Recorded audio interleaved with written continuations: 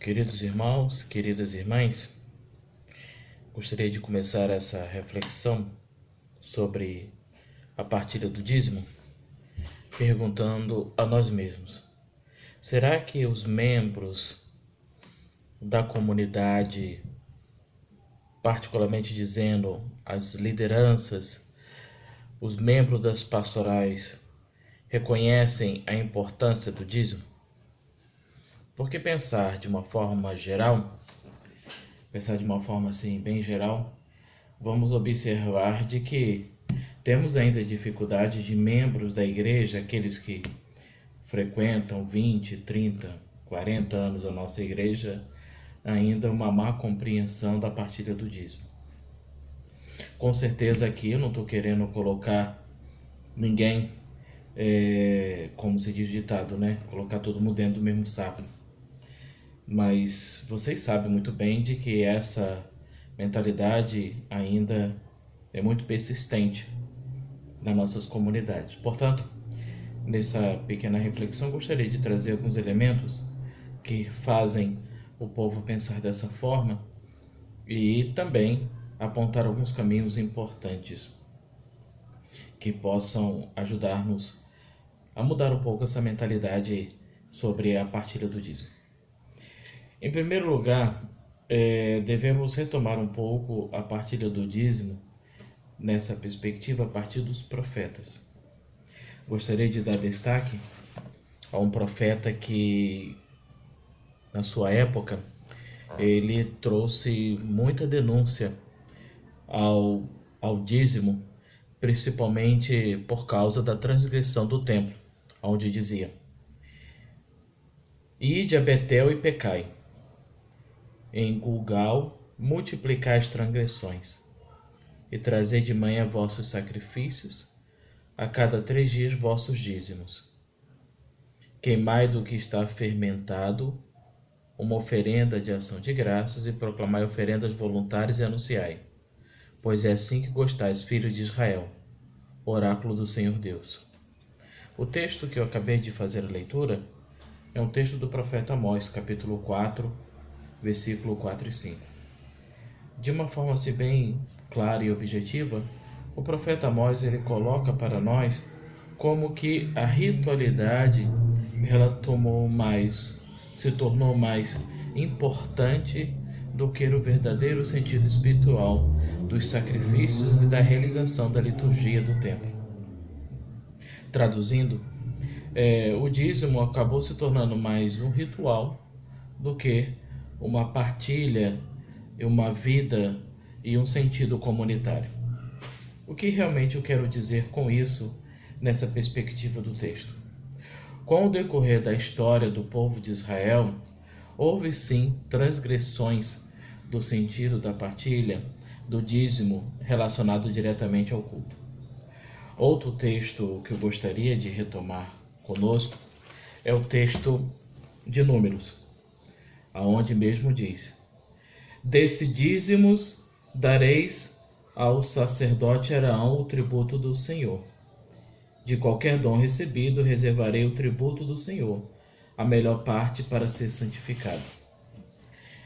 Com o decorrer da história do povo de Israel, a questão dos rituais e da liturgia do culto foi fundamentado e participado por parte dos sacerdotes do templo. Ou seja, toda a partilha do dízimo, toda a partilha que o povo de Israel faria no templo, de uma certa forma, boa parte ia para os sacerdotes, para a sustentação do templo e para a realização dos cultos e das liturgias. Mas só que tem um detalhe importante que devemos levar em conta. Numa época específica dos profetas, o templo ele adquiriu uma característica muito bancária, ou seja, ele administrava quase todos os bens do povo, e de uma certa forma também devemos colocar de que a partilha que o povo fazia era muito mais um cumprimento e um pagamento dos rituais do que uma participação da liturgia. O que eu quero dizer com isso? Para que o povo de Israel pudesse participar do templo, participar da liturgia, deveria pagar com rituais e sacrifícios. E uma boa parte era dada aos sacerdotes, ou seja, para poder realizar os seus sacrifícios, os rituais religiosos, era necessário pagar os sacerdotes. Aqui nós temos um porém, que vale a pena lembrar, do Novo Testamento, no questionamento de Coríntios capítulo 9, quando Paulo diz de que o apóstolo, o missionário, o discípulo de Cristo, deveria receber o seu salário. Mas só que o salário que ele está se referindo não é um salário financeiro, mas o salário que ele deve receber é o salário como fruto do evangelho, da pregação. Fecha parênteses. Então, essa mentalidade de pagar os sacerdotes foi muito perpetuada dentro do templo. E isso gerou muitos conflitos entre os profetas, porque o culto que deveria ser o caminho do encontro com Deus era mais uma forma de você pagar os sacerdotes ou toda a liturgia do templo. Aqui nós temos diversos problemas que possamos assim dizer, gerou um pouco o que nós chamamos de consciente coletivo nos tempos atuais.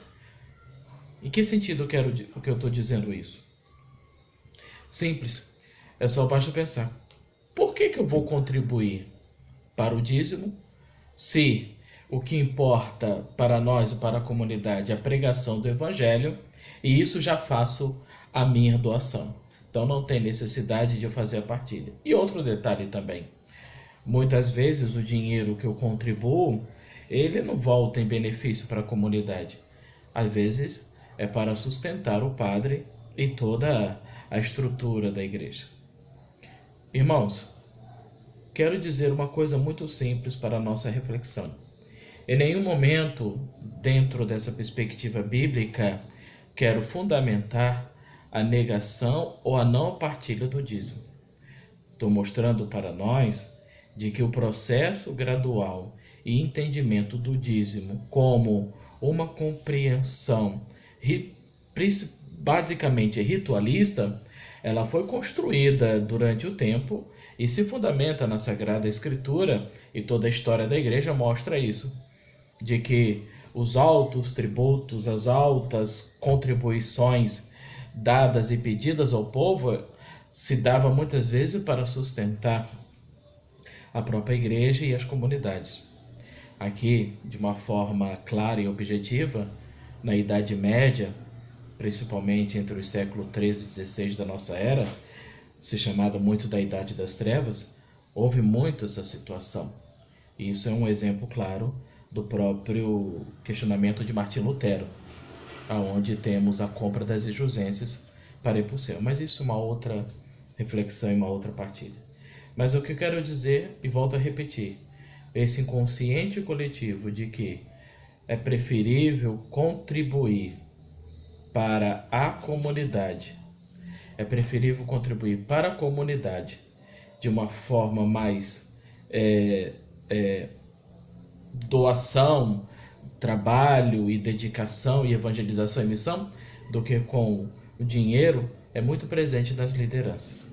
Então, uma coisa específica para podermos finalizar essa reflexão e começarmos a fazer outras reflexões é dizer o seguinte: em primeiro lugar, devemos pensar de que a partilha do dízimo deve, em primeiro lugar, ser compreendido por todos os fiéis. Os fiéis, lideranças, catequistas, membros da igreja devem compreender a sua razão. Se não entende, se não sabe, pergunte. Procure saber junto com a sua comunidade quais são os sentidos e as razões.